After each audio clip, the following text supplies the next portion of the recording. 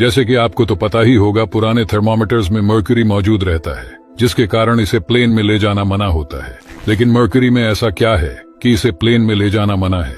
जैसे कि आपको पता होना चाहिए कि मर्क्यूरी ही सिर्फ एक ऐसा मेटल है जो रूम टेम्परेचर पर लिक्विड फॉर्म में रहता है। इसके अलावा मर्क्यूरी कई सारे मेटल को अपने अंदर डिसोल्व कर सकता है। मर्क्यूरी एलॉय का फॉर्मेशन करता है, जिसे अमेल्गमेशन कहा जाता है। मान लीजिए यदि आप मर्क्यूरी को प्लेन में लेकर जाते हैं और किसी कारण की वजह से वह नीचे गिर जाता है, और क्योंकि प्लेन का 90% हिस्सा एल्यूमिनियम से बना है, जिसके कारण मर्क्यूरी और एल्यूमिनियम आपस में रिएक्ट करेंगे, जिससे प्लेन खोखली हो सकती है और इसके परिणाम स्वरूप बड़ी दुर्घटना भी हो सकती है। इसलिए मर्क्यूरी और मर्क्यूरी वाले थर्मामीटर को प्लेन में ले जाना मना होता है। और आपको ऐसे ही साइंटिफिक चीजों के बारे में जानने में दिलचस्पी है तो हमारे साथ जुड़े रहिए।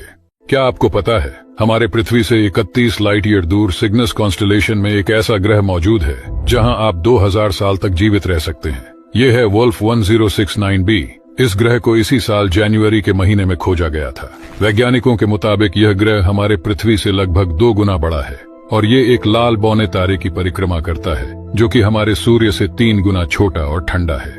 वोल्फ 1069b अपने तारे से हैबिटेबल जोन में स्थित है। इसी वजह से यहाँ पृथ्वी की तरह पानी और थिक एटमॉस्फेयर मौजूद हो सकता है। कुछ वैज्ञानिकों का ये भी मानना है कि यहाँ पहले से ही जीवन मौजूद है। और दिलचस्प चीज तो ये है कि ये ग्रह अपने तारे का चक्कर 16 दिनों के आसपास ही पूरा कर लेता है। मतलब इस ग्रह पर एक साल केवल 16 दिनों का ही होता है। इसलिए अगर कोई इंसान पृथ्वी पर 80 से 85 साल तक जीवित रहता है तो उसकी उम्र इस ग्रह पर 2000 साल के बराबर होगा। और ना जाने हमारे ब्रह्मांड में ऐसे कितने ग्रह होंगे जहां हम लाखों सालों तक भी जी सकते हैं।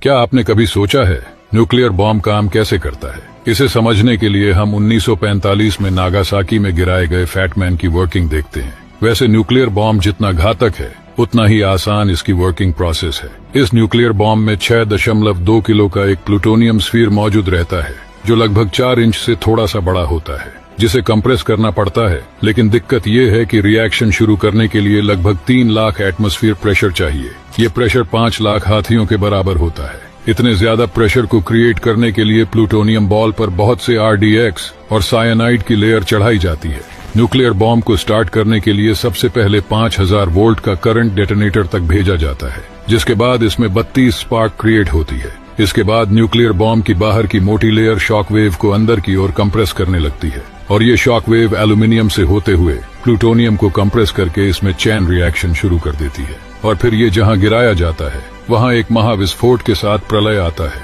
जो उस जगह को राख में बदल देती है। क्या आपने कभी सोचा है कि ये जो हमारा ब्रह्मांड है वह इतना परफेक्ट कैसे है? सूरज के आकार से लेकर गुरुत्वाकर्षण की मजबूती तक, और तो और धरती का सूरज से बिल्कुल परफेक्ट दूरी, जिसकी वजह से धरती पर जीवन संभव हो पाया है। अगर गुरुत्वाकर्षण थोड़ा भी कमजोर होता तो धरती से लेकर हमारा पूरा सौर मंडल 1 सेकंड में खत्म हो जाता। और बस इतना ही नहीं, बिना गुरुत्वाकर्षण के हमारे सूरज का भी जन्म लेना ही लगभग असंभव हो जाता, और पूरे आकाश गंगा में मौजूद सारे तारे समूह एक दूसरे से टकराकर तबाह हो जाते।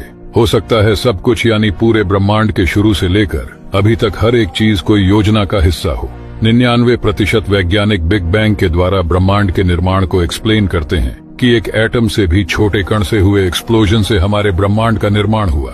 लेकिन ये एक्सप्लोजन क्यों हुआ था, इसका कोई एक्सप्लेनेशन मौजूद नहीं है। लेकिन हमारे ब्रह्मांड के इतने परफेक्ट होने के पीछे सर स्टीवन हॉकिंग ने एक काल्पनिक सिद्धांत दिया था, जिसके अनुसार हम इस ब्रह्मांड में जो भी देख रहे हैं वह एक कंप्यूटर सिमुलेशन है, जिसे कोई अज्ञात और अनजान चीज या फिर किसी शख्स ने बनाया है। इस थ्योरी के ऊपर आपकी क्या राय है, कमेंट करके बताइएगा जरूर। और ऐसे ही ब्रह्मांड के रहस्यमयी चीजों के बारे में जानने के लिए हमारे साथ जुड़े रहिए।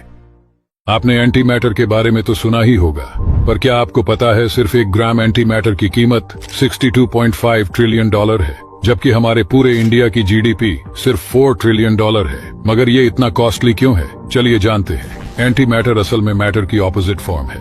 जब एंटी मैटर और मैटर सामने आते हैं तो ये एक दूसरे से कोलाइड होकर खत्म हो जाते हैं, और इनके टकराव से इतनी ज्यादा एनर्जी पैदा होती है कि आप सोच भी नहीं सकते। उदाहरण के लिए मान लीजिए, अगर आप सिर्फ 1 ग्राम एंटी मैटर को साधारण मैटर के साथ कांटेक्ट में लाते हैं तो इससे 43 किलोटन TNT जितनी एनर्जी प्रोड्यूस होगी।